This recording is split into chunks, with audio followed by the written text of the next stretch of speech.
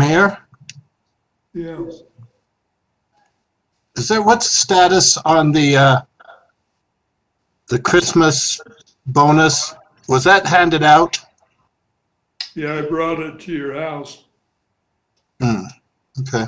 Should have been in that card with those nuts I left you. I hope it was. Oh, okay. If you didn't get it, you need to tell me then to call the police. He'd have to file charges against his family.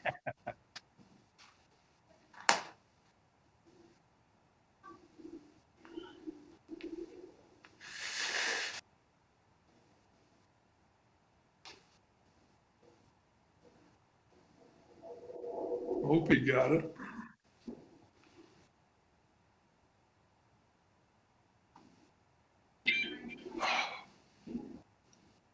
Not too lively a bunch tonight.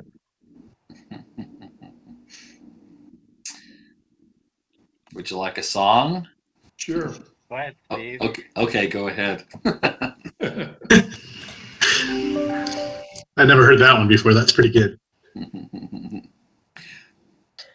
Mayor, I'm not on my laptop tonight, and that's the one that has the flag picture on it. So I don't know if you want to point your camera at the flag when you say the pledge, or We actually don't do a pledge for the strategic. is it not on the agenda? Not Okay. for the All right. strategic planning, so I think we're safe good, yeah. tonight, We're Steve. good. I just didn't want you expecting that to pop up, and it wouldn't. So No, that's fine. I think we're good, thanks.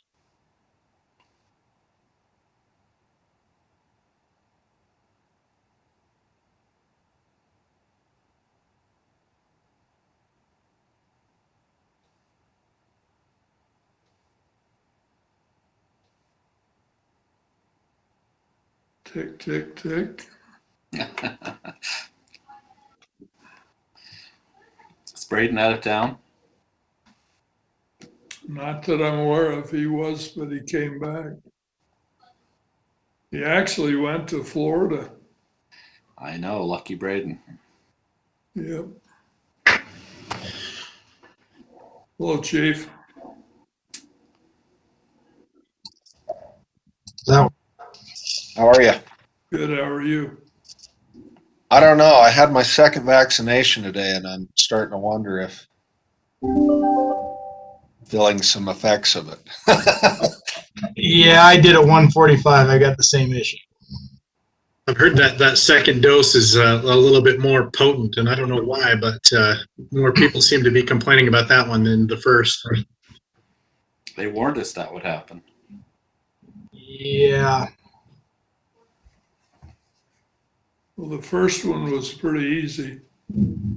Yeah. You guys are whining to people that haven't had it yet, so just be aware of that. You are sure right. Good, Steve. We're jealous, and you guys are acting like babies. We're just hoping they have the single dose for you. I'll take both doses at the same time, one in each arm. Just get me past this stupid thing.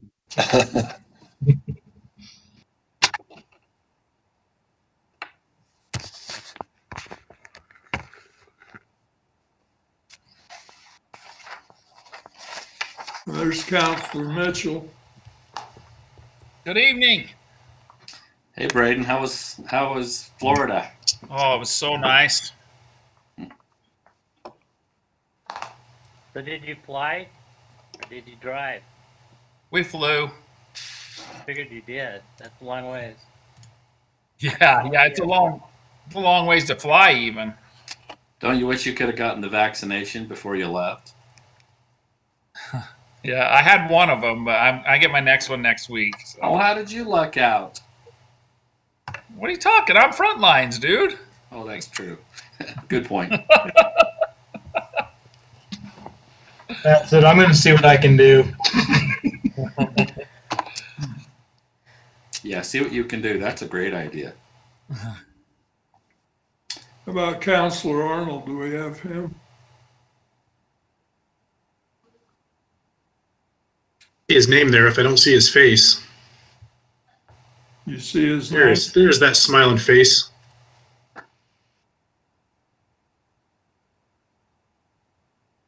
don't get it on mine. You with us, Alan? Yes, sir. Good, thank you. Why don't we go ahead and start? We've got all the city council here. I think the staff will probably arrive as they can. I'd like to call this meeting to order. This is our strategic planning meeting. Riverdale City, Tuesday, February 2nd, 2021. For the record, all city council members are present, as are members of the staff. We welcome you here this evening.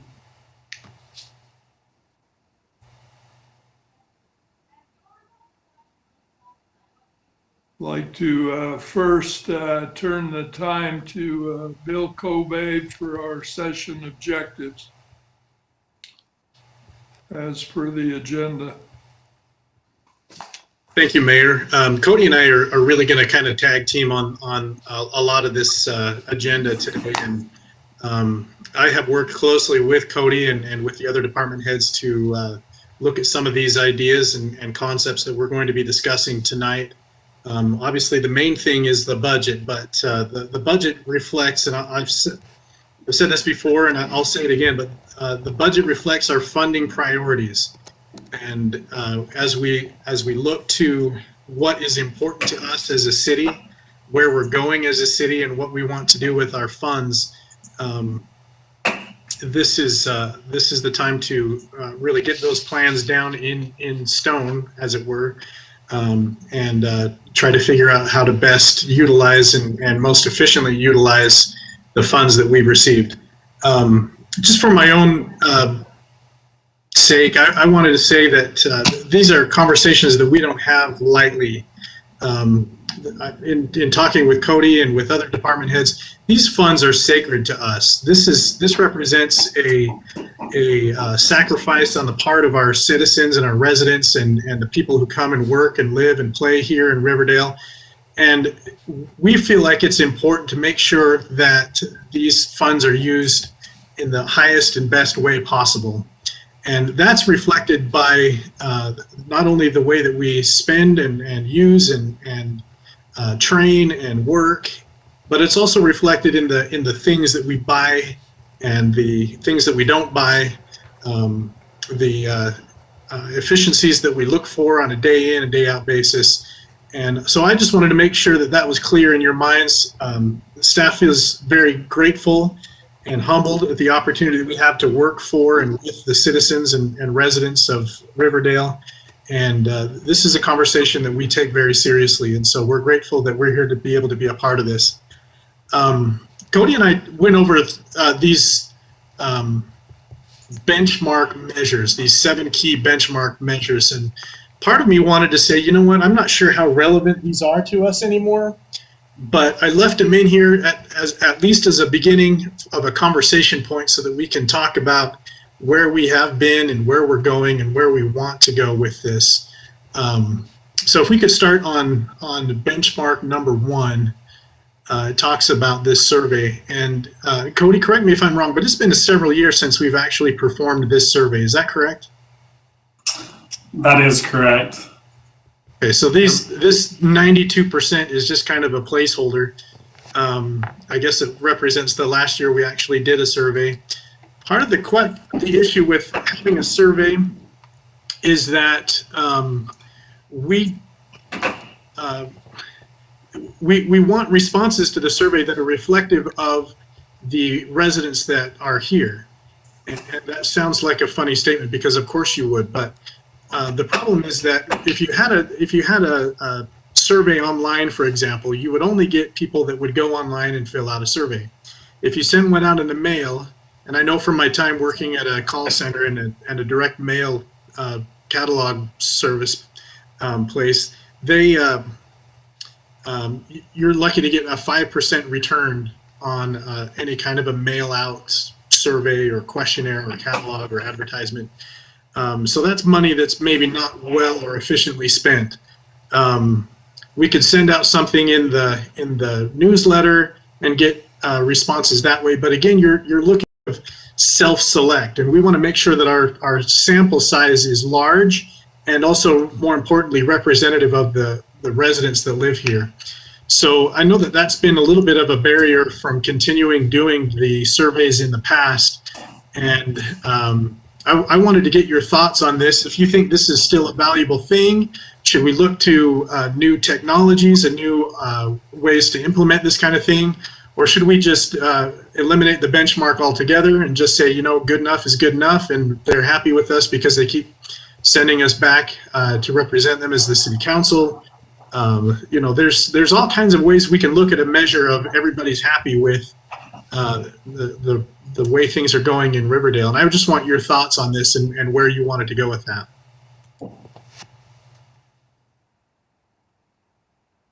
Bill? This is the interactive portion of the.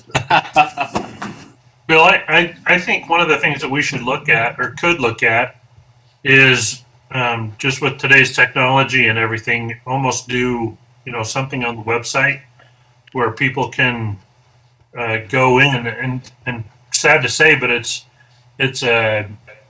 like our nuisance ordinance. It's a complaint driven. So you don't hear anything. People are pretty happy.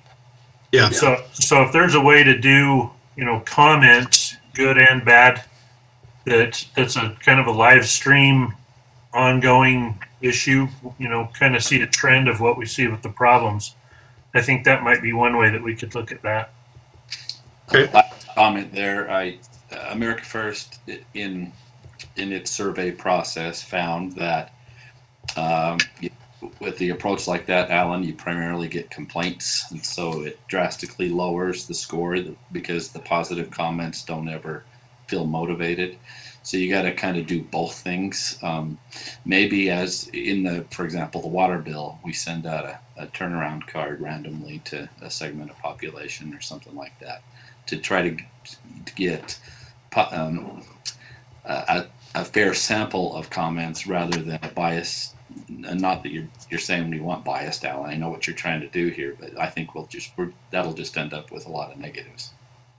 Well, and actually what I'm talking about is you start out with 100% satisfaction.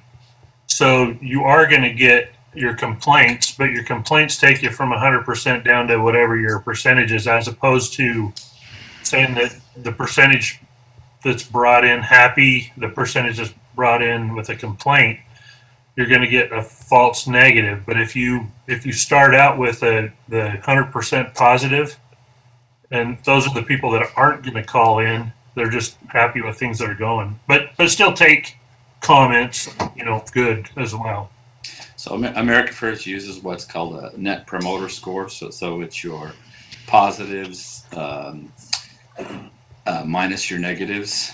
That sounds like it's a duplication, but it's not. You get double hit on the negatives because they're not positives in the first place. So, but again, if you just look at the complaints, for example, on our mobile app, we did in the App Store, the survey is drastically lower than the prompt in the mobile app that randomly asks people how do they like it.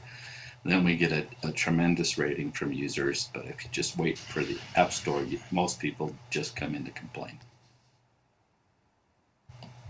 Mayor or Bill, Go ahead. do other cities do something similar? I appreciate Steve. That's good. Good input from the private sector, and I agree. There's all kinds of studies that people will only be motivated to comment if they're frustrated. But Or rewarded. or what? Or rewarded. Yeah. Yeah. I'm just Or wondering random. if other cities do something. A survey. If we could take any guidance from them, because that's always been our biggest problem. I mean, if you put it in the water bills, and you probably aren't going to get the people that are online, and how do you get a cross section? It's really tough. Well, and who's happy to get a water bill anyway, right? I'm wondering if we could do it interaction based. So America First will do it if you've called in, then we'll randomly survey you based on the fact that you called in, or used a branch, and we'll randomly survey, and we basically survey you per service you use so that we can track the satisfaction of individual services. So, for example, we could mail out a random survey to everybody that calls the ambulance, to some small portion of them, Yeah. and so on. The other cities that I've seen, they don't do large scale quality of life kind of surveys like this, except for around general plan updates and things like that, where they really try to get a very concerted, very large scale effort to get people in and get their thoughts on things. What I've seen more frequently is, and I think, Steve, you're alluding to this, that they have a specific issue or a specific subset that they're targeting to try to improve a specific area. So like in Pleasant View recently, we looked at the recycle program. And so we did a Survey Monkey and put it out on Facebook and on our website and all these different places. And we got some pretty good responses to that. But it was, again, I worry that we're not getting everybody. There's a generation maybe that isn't online on both ends of the spectrum. And those that are online, maybe they're not as interested in going in and filling out a survey.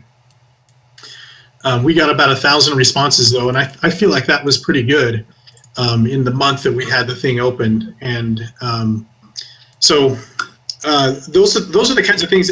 If we narrow the scope a little bit, the benchmark is about customer service, and it's about trying to make deliverables from the city to the residents that are aligned so that they get what they want out of the city. But the question, are we making life better, is a very broad question that may or may not yield valuable results. And then the other problem is, and Cody and I talk about this a little bit as well, the other problem is that on the flip side, if you ask people questions about their ambulance service and they give you responses, but then you don't do anything about it, does the tree fall in the woods make any sound? Does it have any impact on the quality of ambulance service? So that I know that was an example, Steve, but Yeah. It's a real question, because if you don't then change things to fit what the surveys have resulted in, well, that's just another black mark against the city. Well, I agree with that, Bill. So I think, though, that we want to know if they have something that they want to put in a survey, even if we don't fix it. I agree we don't want to let the surveys drive our city strategy. But on the other hand, I think that the survey ought to reflect what people actually think, and especially if they've got an issue that we need to track. I think another thing about the surveys is, just a snapshot of a point in time isn't super valuable. Like we kind of need more kind of ongoing data. And if they could be smaller, cheaper surveys, they might be able to show us trends where this one that we did, we do it every year, every 3 years. I always felt like the data was so old, there wasn't even really enough to know, what we were doing with it. So it's something you'd have to kind of continually do. I mean, just so you don't take this wrong, Bill, I'm delighted that the survey, I think 1,000 people that you just surveyed is a fair sampling. I think that the fact that we're still 90 something is absolutely something we should all be proud of. I think we're doing everything right, or a lot of things right. And so we ought to take a lot of satisfaction that it's essentially what it was the last time we did a survey. That makes me happy. Let me interject, can I? Yes, please. Last time this was done is 2014. I've got a copy here if you haven't seen one. It's really quite involved. It's a book, okay, and with answers and things. And I think that was a year that I think Alan and I were first. Well, okay, that was the year I was elected to mayor. But that's when Roger came, and I don't remember what drove not doing it again, but I do remember that we had the same demographic each 4 years that voted, gave us their input, and from what I remember, maybe the council, maybe Alan, you can remember this, but it seemed like it was the senior citizens and mostly those that lived in probably PRUDs. It was pretty well, anyway, it was pretty well one demographic. And I think the general feeling was that it just wasn't a cross section. And it was, I think it got, I don't remember how it went out, whether it was mailed. I think it got out to everybody, though. Probably went out with the water bill or mailed out separately. But yeah, there's a lot of different theories, and I'm sure you guys, your thoughts are very right on. But I just thought I'd mention that. That's why it was discontinued. I think Roger, just from what he'd seen and looking at who was doing the actual input every time, it in no way was it a good cross section of our residents. So. I think that with the way that technology is going and the simplicity of interactions and the interface, I think that online, like I said, the Survey Monkey thing might be an efficient way to go with that. It's relatively cost effective. There's not a whole lot of upfront costs that are involved, in fact, and we can leave it up for as long as we want to, and promote it on our webpage and on Facebook and other places for people to go out and get online and respond to the survey. And the other issue is, if we're going to do a survey, bigger surveys are not as effective, obviously, because people lose interest. They get bored halfway through and they're like, this is the 30th question, I don't want to answer anymore. But if we give people brief, pointed questions and then give them an opportunity to respond either within a specific set of things or with a little short answer at the bottom, have you had any interactions with the fire and EMS folks, for example? That's a pretty quick answer, yes or no. And how was your experience? It was great. I loved it. That kind of thing. So that's something that if you're still interested in that, Cody and I can look into putting that together again and getting some ideas and things, and we'll get that back in front of you to make this particular benchmark more meaningful going into the future. It may look very different. This 92%, this 95 or 7 or whatever percent, that may look good and make us feel good, but it doesn't really give us any real meat about where we want to go, where we are, and how we get either direction. So I hope that makes sense. And Cody, do you have anything you wanted to add on that? No, that's great. The last time we did it, we mailed it out, and it was a very long survey, and it talked about parks and all sorts of different aspects of the city. No, that's it. Yeah.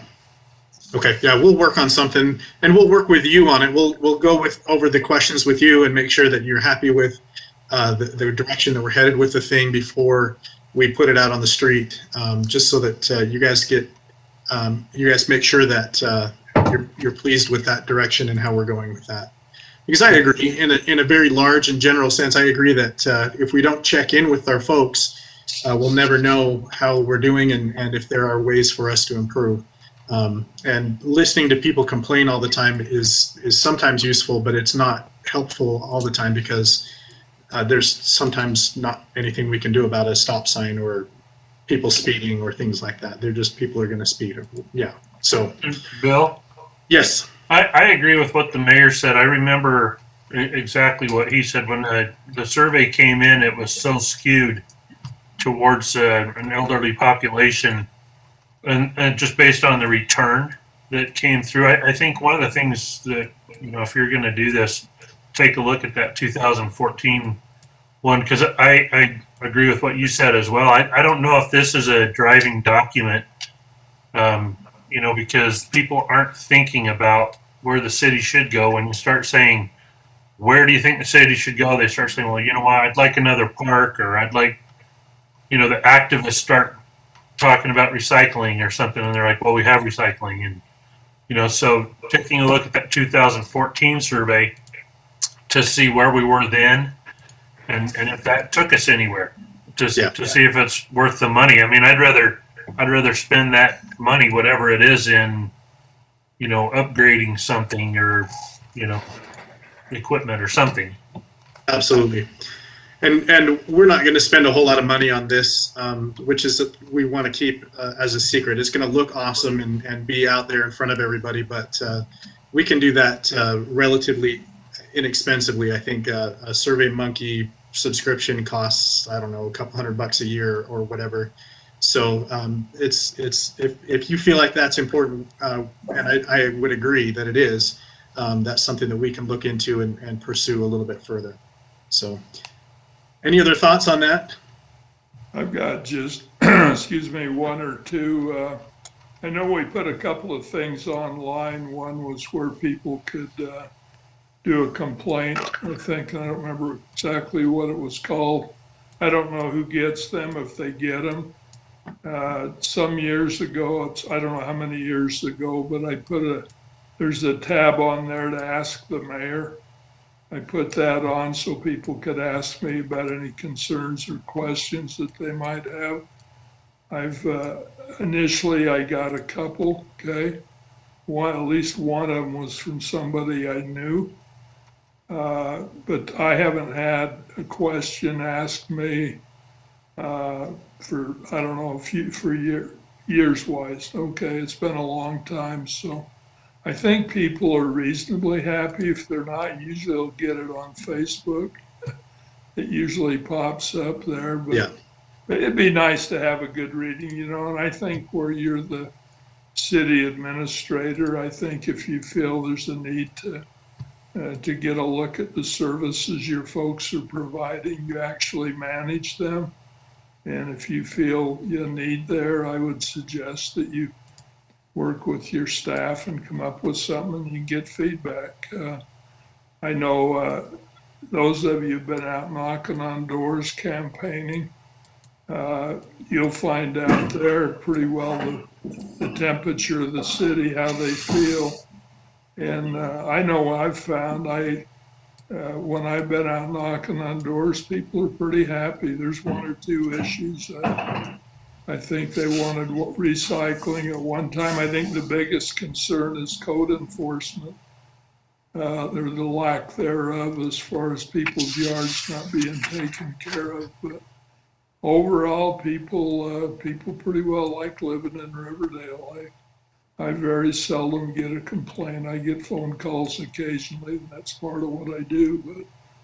But they're usually a lot of the time it's just people are misinformed and really don't have the whole story. So anyway, if you feel a need there, that'd be my suggestion. You put something together to get the information you and your department heads would like to have for your operation and what they do, and anything like that is useful to us, as elected officials. We like to look at that and see how we're doing overall. So For sure. that's all I've got. I just mentioned that. One other thought, and this might be a thought that would include Mike in the conversation here a little bit, is that our general plan is in need of maybe an upgrade here in the next little bit, a more comprehensive plan update. And so we could work something together with that. A lot of times these satisfaction surveys are done in connection with the general plan in order to kind of inform the priorities and goals and things that way as well. So any thoughts on that, Mike? Kind of putting you on the spot, so don't feel pressure, but. No, I actually, as you were talking about SurveyMonkey, actually was just thinking I was going to talk to you offline, but this is as good as any. Would the department heads have access, if we had an account, to do our own independent surveys? Because there may be times where we as department heads have survey desires and goals and objectives where we're looking for feedback, and it could help inform us with some of our day-to-day activities. I've had that experience in other cities I've worked in, and it's been pretty helpful, even from an economic development perspective, to kind of know where the residents are in that avenue, at least with what I do. So that was a thought I had. Broadly, yeah, for like general plan and larger planning discussions as well, I could see that. Clearly, we could have maybe digital open houses or online open houses for that for the time being, or we'd go that direction this year, Bill, with that. But I think more broadly, something like SurveyMonkey might be beneficial just as department heads to use in the future. So those are my thoughts. Perfect. Thank you. Anyone else from the staff have any thoughts? Okay. Thank you. Cody, could you go to benchmark number 2, please? Yeah, and some of these other benchmarks, we might want to wait and go through. I mean, we've provided them here. We really have a bunch of budget stuff to go on to, and we have a meeting coming up in March to go over a lot of this stuff with Fred Philpott. Yeah. And a lot of that, I think, will ultimately determine what benchmarks are now applicable. Kind of as we've talked to you in the past, this is our 2005 benchmarks, and we really need to roll that forward to 2030 and what's going to be applicable to us meeting some of those future deadlines. So we provided them here, and maybe we can go through them kind of fast so that we can get to some of our budgeting things. Some of these I'm probably the most familiar with. I can talk about real quick. On this one, you can see the green line. That's the property tax revenues. You can see our property taxes, we're guaranteed a dollar amount of revenues, not a rate. And so you can see, unless we've had a rate increase or we've had growth, you can see that green line hasn't changed much. And that's because we haven't had a rate increase, and it's really just the little incremental growth that we've experienced. You can also see that because home values have went up, that tax rate has decreased. And so you can see the amount of money that people are paying per $1,000 of assessed value on their home has dropped drastically since 2012, when it was close to $140. Now it's down to really close to $90. This third benchmark here, and if somebody has any questions, as always, interrupt me, but I'll just kind of keep the ball moving here. City sales tax revenue is in green, and then you can see the CPI is in red. So you can see the CPI, really in 2011, the economy had recovered in most of the US, or had begun recovering, and so the CPI was increasing. You can see the green line, the city sales tax. We were in our hold harmless until 2015, if you remember, when that expired. And so that's why that line is so flat. We really didn't have much growth there, why we were in the hold harmless. And then since that time, luckily, the economy's done well. And you can see even the CPI has ticked up a little bit. And so we've continued to see growth there associated with the city sales tax. And I'll talk more about that here in just a minute. Benchmark number 4 is with the general fund expenditures. You can see in general, we tick up. Public safety, as always, is probably the most expensive for us. And you can see that in general, we're just slowly ticking up, kind of similar to rainy day fund balance, but